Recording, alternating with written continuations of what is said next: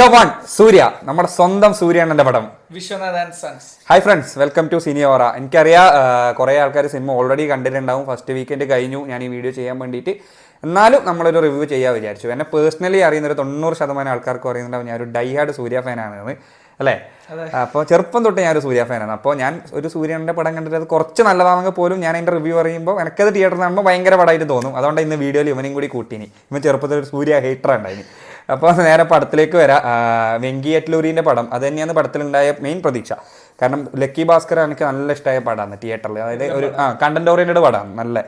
അപ്പം പുള്ളിയുടെ കയ്യിൽ നിന്ന് കണ്ടന്റ് പാടില്ലാന്ന് എനിക്ക് നല്ല ഉറപ്പുണ്ടായിനി. അത് സിനിമ മൊത്തത്തിൽ അത് തെളിയിക്കുകയും ചെയ്തിനി. കണ്ടന്റ് അങ്ങനെ വലിയ രീതിയിൽ പുള്ളീൻ്റെ കയ്യിൽ നിന്ന് ഒരു സംഭവം ചവറായി പോട്ടി, പക്ഷെ അത് എങ്ങനെയൊക്കെയോ മാനേജ് ചെയ്ത് ഒപ്പിച്ച് വെച്ചിനി. ഒരു ഓവറോൾ ഇത് പറയാനാണെങ്കിൽ ഒരു ആവറേജ് ലെവൽ വാച്ചബിൾ ആയിട്ടുള്ള ഒരു ഫാമിലി ഡ്രാമ തന്നെയാണ് വിശ്വനാഥ് ആൻഡ് സൺസ്. എനിക്ക് എന്താ തോന്നിയത്? എല്ലാവരുടെയും പെർഫോമൻസ് അടിപൊളിയായിരുന്നു.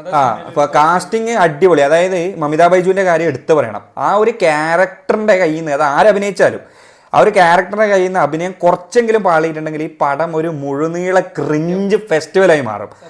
ആ ഒരു സ്ഥലത്ത് മമിത ബൈജു അത് നല്ല രീതിയിൽ തന്നെ ക്യാരക്ടർ പിടിച്ച് ചെയ്തിട്ടുണ്ട്. നമ്മൾ എടുത്തു പറയണത് മമിത ബൈജുവിന്റെ പെർഫോമൻസ് വാസ് സൂപ്പർ. പിന്നെ സൂര്യണ്ണനെ പറ്റി പറയേണ്ട ആവശ്യമില്ല. അണ്ണൻ വേറെ ലെവൽ. അണ്ണൻ നമ്മൾ കാണാൻ ആഗ്രഹിച്ച ഒരു സൂര്യണ്ണൻ ഈ പടത്തിലുണ്ട്. അതായത് മാസം ഇതൊന്നുമല്ല. സൂര്യ പറയുമ്പോൾ ഇപ്പോൾ മാസമല്ല, സൂര്യന്റെ ഒരു ക്ലാസ് ആക്ടറാണ് സൂര്യ. അപ്പോൾ അത് അത്യാവശ്യം സാധനം പരിധി വരെ ഒരു ക്ലാസ് ആക്ടിങ് ഈ പടത്തിൽ വന്നിട്ടുണ്ട്. പിന്നെ Radhika Sarath Kumar was okay. Overall casting was good. പടം ഫസ്റ്റ് ഹാഫ് വരെ മൊത്തത്തിൽ നല്ല എൻഗേജിങ് ആയിട്ട് കോമഡികൾ വർക്കൗട്ട് ആയിട്ടുണ്ട്. പിന്നെ സെക്കൻഡ് ഹാഫിൽ എന്ന് വെച്ച് കഴിഞ്ഞാൽ ഈ പാസമല്ല ഇമോഷണൽ സീൻസ് ഒരുപാട് വന്നു. പിന്നെ ഒരു പകുതി സെക്കൻഡ് ഹാഫിന്റെ ഒരു പകുതി വരെ പോയിട്ട് പടത്തിന്റെ കഥ വേറെ വൈക്ക് പോയി, പടം വേറെ വൈക്ക് പോയി. അതായത് അൺവാണ്ടഡ് ആയിട്ട് ഫൈറ്റ് വെക്കുക. ഈ ഒരു പടത്തിൽ ആ ഒരു ക്യാരക്ടർ ഒരു സെനാരിയോയിൽ വന്ന് ഫൈറ്റ് ചെയ്യേണ്ട ഒരു ആവശ്യം ഉണ്ടായിട്ട് അതെല്ലാം എനിക്കൊന്ന് നമ്മളെ പോലെ അൻപാന ഫാൻസൊക്കെ വെച്ചതാണ്. ഫാൻസുകാർ കൈയടിക്കുന്നുണ്ടായിരുന്നു. പക്ഷെ നമ്മൾ ആസ് എ സിനിമ റിവ്യൂ ചെയ്യുമ്പോൾ ഫൈറ്റ് അൺവാണ്ടഡ് ആയിട്ട് തന്നെയാണ് തോന്നിയത്.